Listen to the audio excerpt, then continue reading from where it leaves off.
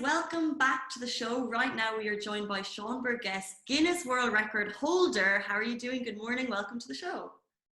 Thank you very much for having me. Yeah, I'm doing okay. It's been five, 6 days now since we finished, and I'm still healing, but slowly. So, but trying to get back into normality and back to a normal life after 7 days on the road. So slowly it's 7 days on the road and months of prep, guys. To give you a bit of background, Sean broke the Guinness World Record for the fastest crossing on foot of the UAE, 7 Emirates, between 650, 700 kilometers. Is that right? Well, it was originally planned 650 kilometers, but because we had so much support from the police, we actually managed to shave a few kilometers off that. So I haven't been through my Garmin yet and actually worked out exactly how much it was. It's definitely over 600, but probably slightly short of 650, which is a good thing. It kind of helps in the end, but I think anything over 600 is still a pretty big feat of endurance. I think anything over 10 is a pretty big feat, to be honest. But this idea didn't happen in a day, in a week, in a month. When did the idea come about, and what inspired you to kind of go for it? Well, every year for the last few years, I've kind of taken on a big challenge, whether it was sort of climbing Kilimanjaro or I swam from Asia to Europe in the Bosphorus swim. And my big challenge for last year was the Marathon des Sables, the 250-kilometer ultra across the Sahara Desert. But because of COVID, that got postponed. And I was a bit lost. And I think like a lot of people, we went into lockdown and I got quite fat over those three months. And so I needed something to inspire me and get me out of my rut. So I looked at what I could do in the UAE that was relatively COVID-proof. And after doing, my CEO at the time challenged me to do 100,000 steps in the middle of July, I think it was. And so I went out into Dubai and I walked 100,000 steps, and it was 80 kilometers, and it completely broke me in the Dubai heat. But that kind of then made me think, well, where else can I walk? And I looked at walking between the different Emirates, and then it suddenly got into this thing of maybe I could just go across the entire UAE. And funny enough, there was actually an existing Guinness World Record that nobody had broken, but it was there to be broken, where you cross from Al Guwafat in the west on the Saudi border, all the way to the Fujairah coastline, crossing through each of the 7 Emirates on the way. And I was like, all right, I'm going to do it. And that was 9 months ago. And since then, it just became this huge event. And finally, we set off a couple of weeks ago, and luckily we were successful. So it was a great challenge in the end. Yeah, I mean, congratulations to you and the entire team that was involved. This was like, guys, grueling 20 hours a day, if I'm not wrong, walking, running. Tell us about the team. Like, what does it take if I'm inspired by watching this interview? What does it take for someone to actually pull this type of achievement off? Wow. Well, I didn't realize how big it was going to get. And luckily I had a chap called Gino, who's a good friend of mine and a film producer, who came on board 9 months ago. He kind of took my vision and turned it into reality, which was fantastic. And he saw that we needed a huge amount more support than I thought about. I thought I'd have one car and a couple guys and we'd do it on our own. And yet he made me realize, actually, no, you're crossing an entire country on the E11 for 500 kilometers. You need a lot of logistical support and support from authorities. So at one point we had up to 15 people on the support team. We had 8 vehicles, including 2 paramedics, a documentary crew, my support team, which was made up of my brother and Jay and John, 2 others who kind of looked after me for the whole trip.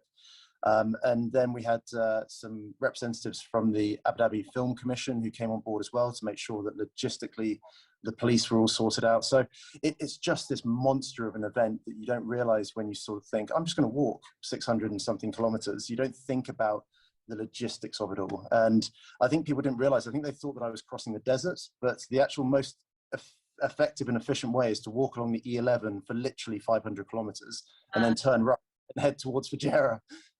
So, I'm just imagining driving on that road for 500 kilometers. It's hard on the mind, and that's when you're going at 100 kilometers per hour. What goes through your mind? You know, you're day 3 deep into, you know, this E11 never-ending road. Is there moments where you're like, nah, that's it, get me in this car to go home? Or is it constant, your mind needs to stay positive? Yeah, absolutely. I think that I have that mindset where I'm quite introverted, so I like being in my own head, and I'm quite analytical. So people ask me whether I listen to podcasts or audiobooks, and I really didn't for the first 3 or 4 days, partly because I broke my headphones on the way down to the start.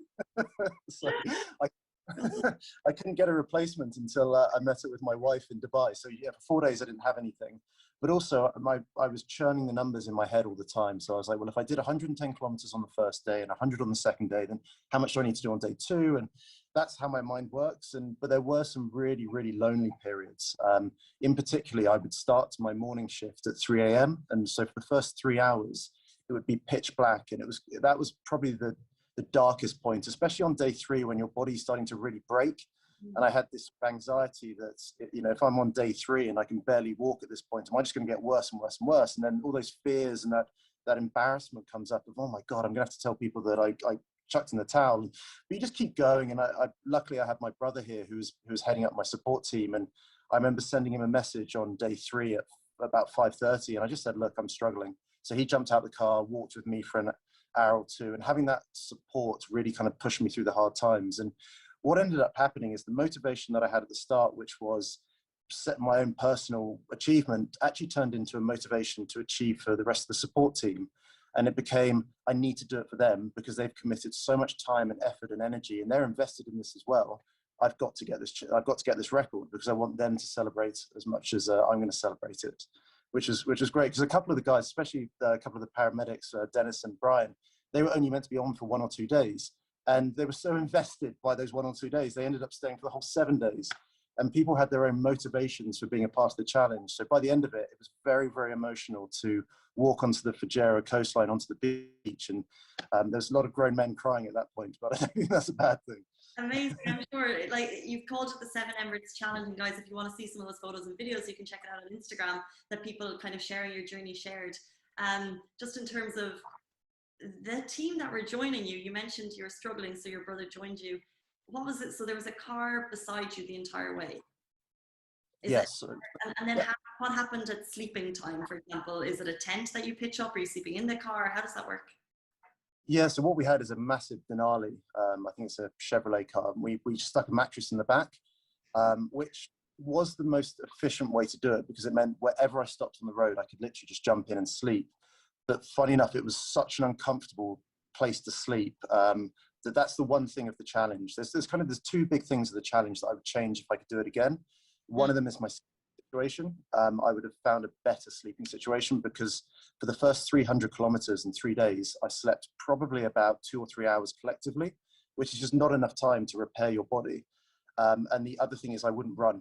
I had this ego problem, and for the first 2 days I ran 30 or 40% of it, and that really accelerated the breakdown of my body. So by day 3 and 4 I not only was broken, but I had severe shin splints, which is not an enjoyable experience to then spend 4 days and 450 kilometers walking on shin splints, but it's all part of the challenge. So those 2 things I changed. But yeah, the sleeping situation was wherever we stop, jump in the Denali, try and get an hour's sleep, try and rest, try and eat, and then go again. But yeah, it was a difficult one. And also quite a fun fact, whilst we're talking about the food, I was burning about 7,000 or 8,000 calories a day, but I was only eating about 2,000 calories a day, but I was never hungry.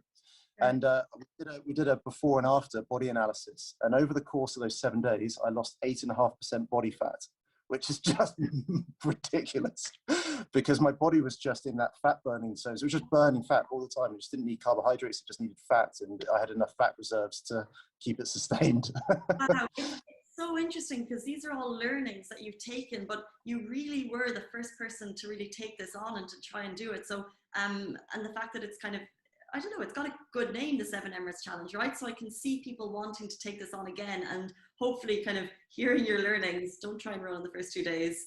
Get all those salts in, have kind of extra nourishment with you, and get a good place to sleep might be helpful.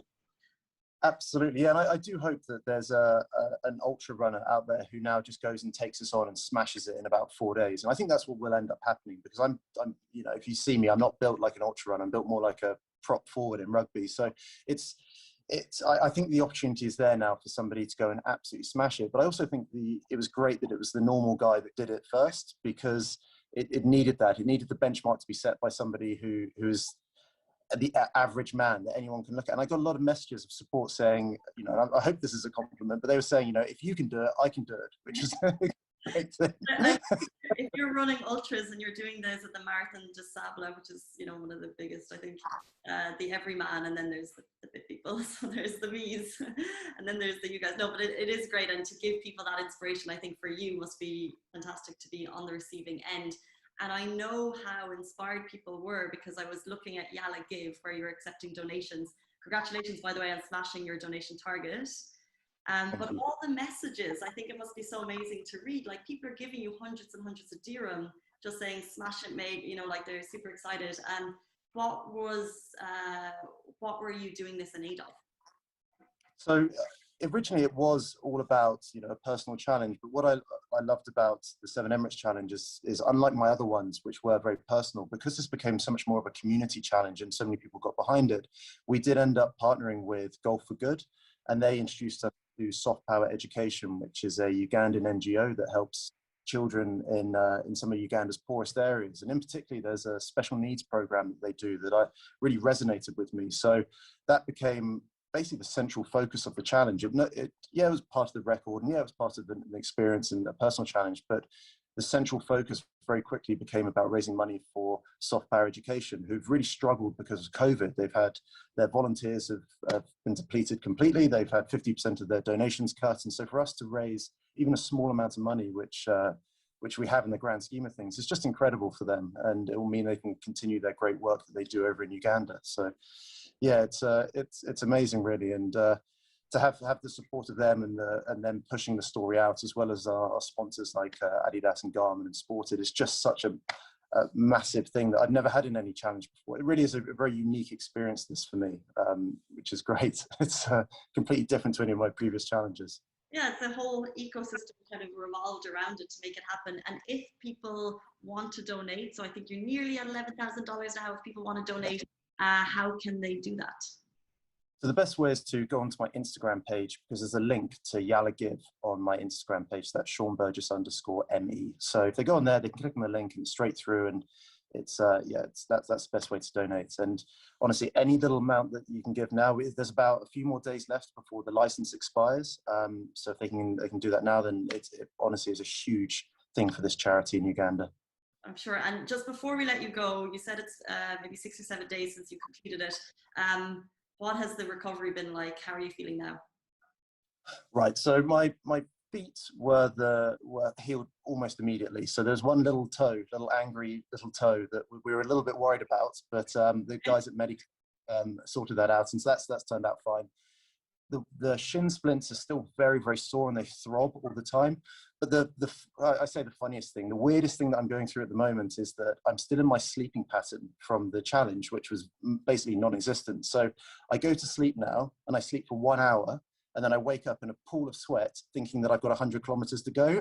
So I have these real sort of anxiety dreams of waking up going, oh my God, I've got to do another 100 kilometers. Then I've got to remind myself, then I remind myself, no, you finished. It was a week ago. Calm down. You're fine. Your body is in shock, I'm sure, just trying to, but it'll give you some time, and then you'll be right as rain. Yeah, absolutely. And then I can plan the next challenge. 100%, and let us know. Guys, that is it for us on the Lovin Daily. Congratulations, Sean Burgess, Guinness World Record holder, completer of the Seven Emirates Challenge. Well done to you. Thank you.